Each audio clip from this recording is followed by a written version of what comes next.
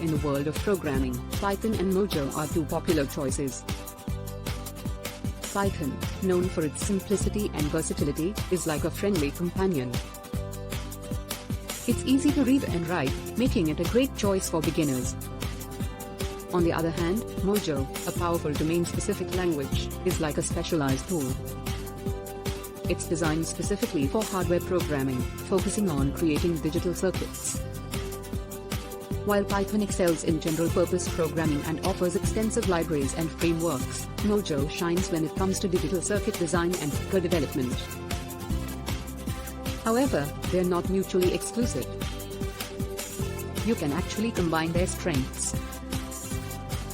Use Python for high-level tasks, and leverage Mojo to access the low-level hardware functionality.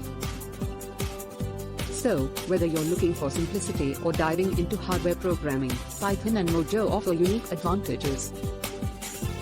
Choose the one that suits your needs and explore the endless possibilities of coding. Python and Mojo.